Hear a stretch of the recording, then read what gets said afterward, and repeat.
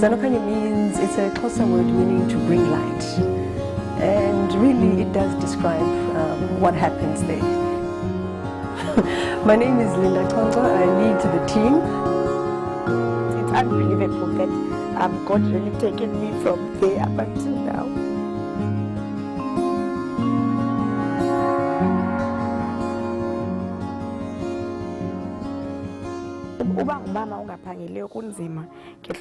Being a mother who is unemployed is hard because first of all you have to give your child love. You need to sit down with her and ask how her day was. But when you're not working, you actually can't, because on your mind is you're worried about what are we going to eat, what are they going to take to school for lunch, and a letter is going to come and the child is excited with the letter, but you can't read it because you know they need money and you don't have it.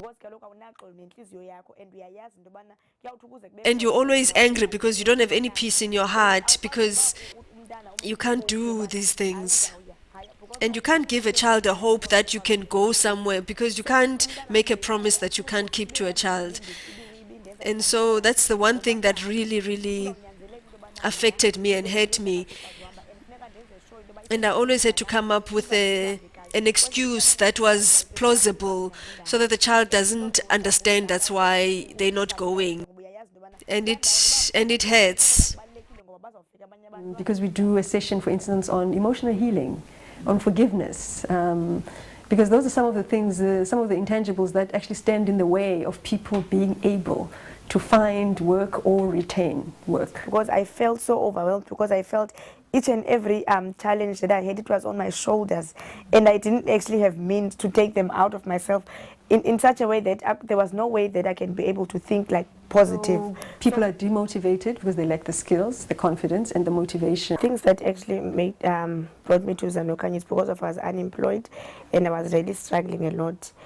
And the fact that I didn't actually have a source of income.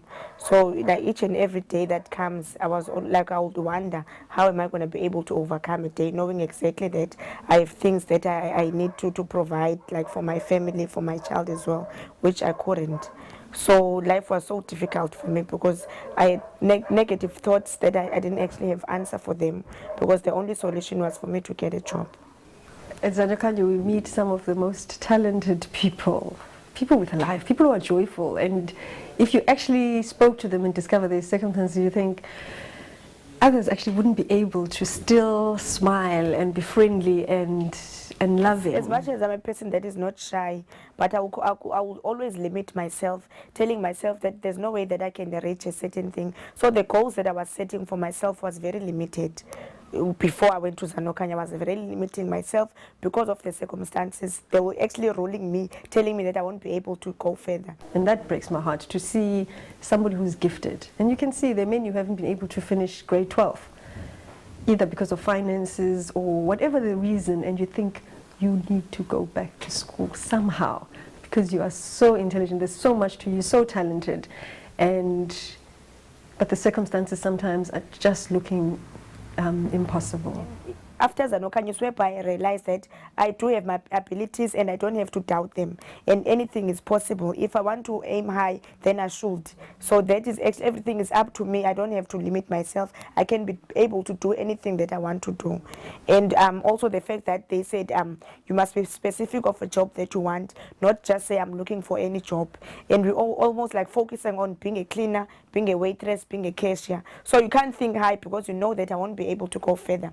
But what I like about Zanokhanyo, they really emphasize that there's no way that we cannot be able what you want to be, and not forgetting the fact that if there's a way we should go and further our studies while we are working, not enjoying the fact that you are employed at the moment. The job hunting skills, teaching people how to do interviews, teaching people basic computer skills so that they can actually go and search for work, create an email address, and that gives a lot of confidence for people. Go and buy paper and just phone the places and apply.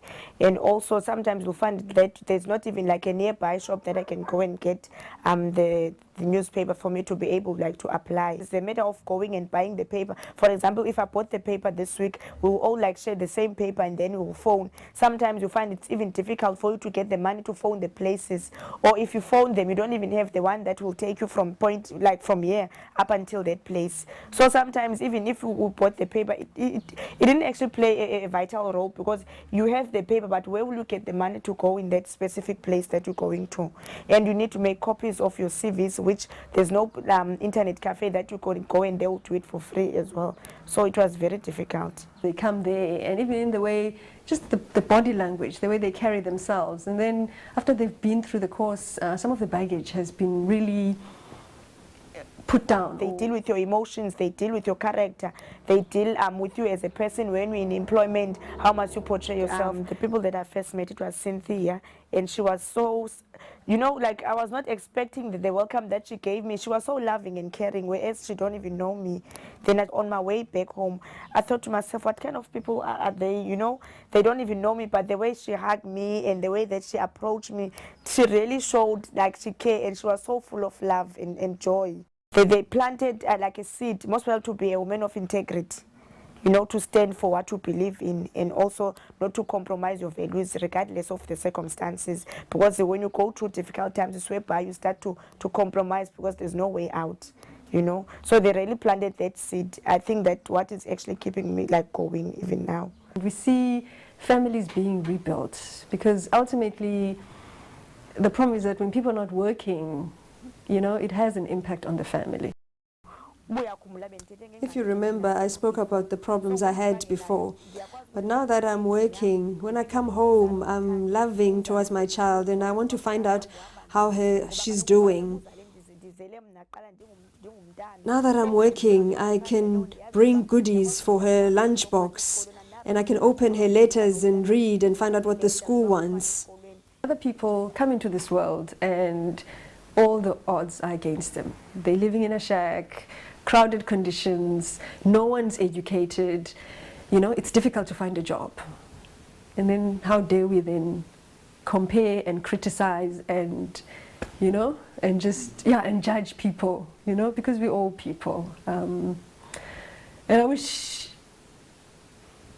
those who are Christ followers, you know, would follow him. And that literally means follow what he said, follow what he did. Who did he sit with? Who did he eat with? And who did he come to heal? And who did he say,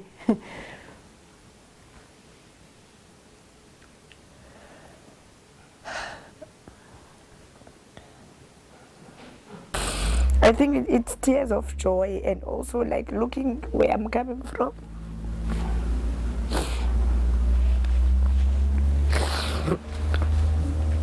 I will say, like, I'm not crying because of I'm hurt. I'm crying because of, you know,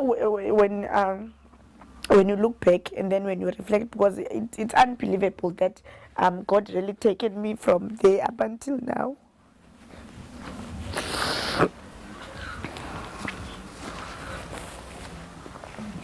And now what I'm doing, like every time, even like when I'm at work, I'll always like thank him. And also there's no way that if they want something from my child's kitchen, then I don't provide. I'll always make it a point that I give, because I think the fact that I have this job, I think she also contributed in such a way that she don't actually realize what is happening, but she always say, you know what, mommy, if you're working, I will afford to get me this and that, because she know if I have, then I can give. But if I don't have, like, where must I take it? But now, unfortunately, because ndinoba ndinayo into like ndiqonda uba andikwazi ungamenzeli, because what if uthixo ubone usize lisemntaneni wam. So I really want to thank Zanokhanyo, and whatever that I'm saying is really coming in the bottom of my heart, because I know exactly how to sit at home and not knowing what to do and not knowing from where you wake up and actually go like the next day. So ndiyambulela uThixo undincedile. And ndisithi if bingekho Zanokhanyo andiyazi into yobana mna ngendiphi, because through them I'm this person that I am today. I don't want to judge people. Sometimes it's because we don't know. Sometimes we think there are no opportunities, but there are to be involved.